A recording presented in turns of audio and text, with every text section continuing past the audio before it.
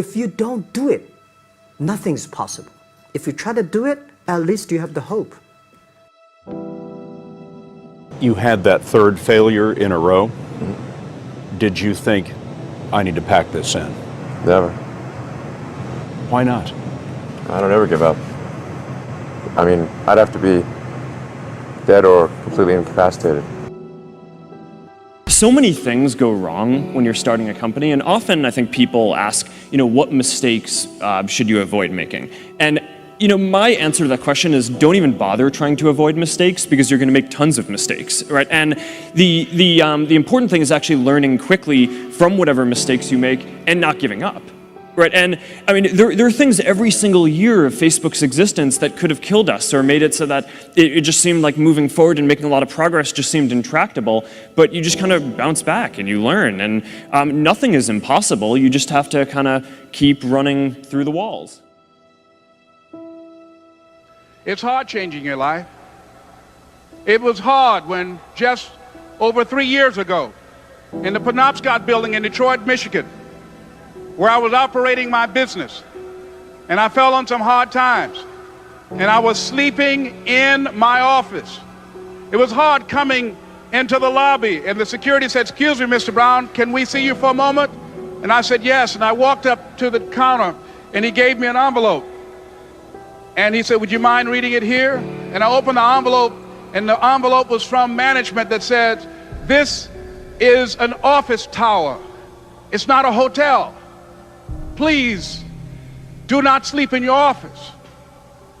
And I said, "Excuse me, sir." I said, "I just work long hours in creating my business. I'm an entrepreneur.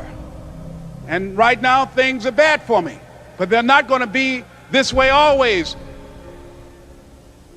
And I just asked for the opportunity to continue to operate like I'm doing. I'm not trying to make this my home." And it was hard coming through the lobby. And sometimes they would laugh. There's a guy talking about becoming successful, and look at him. He's bathing in the bathroom upstairs on the 21st floor. He sleeps on the floor. Him and 2 other dreamers up there. Look at him. It was hard, ladies and gentlemen, coming to speak to people. And I was facing financial difficulties in my own life. I was behind on my bills and my dreams, and I'm saying to them, you can live your dream. It was hard, ladies and gentlemen. It was very difficult to pick myself up each day believing that I could do it. There were times that I doubted myself. I said, "God, why is this happening to me? I'm just trying to take care of my children and my mother. I'm not trying to steal or rob from anybody. How did this have to happen to me?" It was very hard. And here's what I want to say to you. For those of you that have experienced some hardships, don't give up on your dream. No one could have convinced me by holding on, by continuing to push forward, by continuing to run toward my dream, that one day I would have my own talk show. It's a long shot, ladies and gentlemen, from Liberty City, an abandoned building on a floor, never knowing my mother or father. It's a long shot.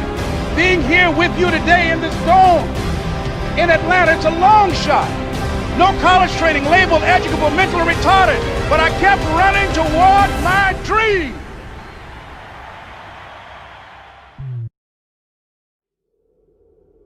You tried to get into 3 colleges. Each time they rejected you. No, I tried. There's an examination that young people, if you want to go university, you have to take the examinations. So I failed 3 times. Right. But a lot of fail. I failed for funny things that I failed a key primary school test for 2 times. And I failed 3 times for the middle schools. And you will never believe in Hangzhou, my city, there's only 1 middle school that lasts only 1 year. It was changed from primary school to middle school because our graduates of our school, no middle school accept us because we were too bad. What effect did it have, though, being rejected? Well, I think we have to get used to it. We're not that good. Even today, we still have a lot of people reject us.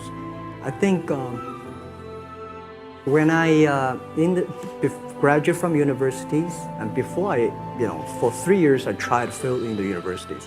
So I applied jobs for 30 times, got rejected.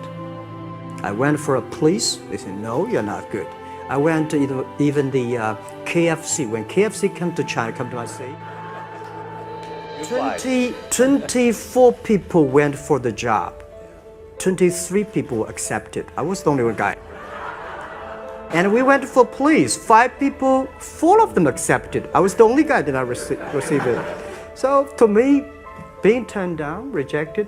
Oh, by the way, I told you that I applied for Harvard for 10 times, rejected. Nothing works the first time. When you try something new, it probably won't work. When you try something new several times, it probably won't work. And the turning point in my life came when I would hear good ideas, and I was so eager to be successful in selling, I would run out and try the ideas and they wouldn't work. I'd try a way of getting an appointment or answering an objection or closing a sale, it wouldn't work. And my natural response, and I think just to be disappointed, and then I realized nothing works, at least the first few times. So I decided I would try a new idea 5 or 10 times before I passed judgment on it. I would not just try it once and quit like most people do, and that changed my whole life. It was a turning point in my life because I realized from then on, if you've got a good idea and you've got a good goal and you want to double your income and improve the quality of your life and you have to try new things in order to get new results, it's not going to work the first time. So say, well, that didn't work, try something else and try something else and try something else. Now, if you try, only 2 things can happen. What are they? Succeed or fail. If you succeed, you do more of it. If you fail, you learn from it, get smarter, and try it again. So you cannot lose by taking action. You can only lose by not taking action. Practice faithful persistence. It means never, ever, ever give up. Chicken Soup for the Soul was rejected by 144 publishers. 144 publishers said, we don't want to publish a collection of short stories. The title's stupid, Chicken Soup for the Soul, what does that mean?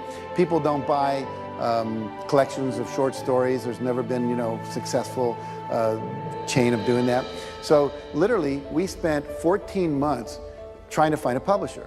And we'd go to New York with our agent, and eventually our agent gave us the book back and said, I can't sell this. So we went to the National Booksellers Association convention down in Anaheim.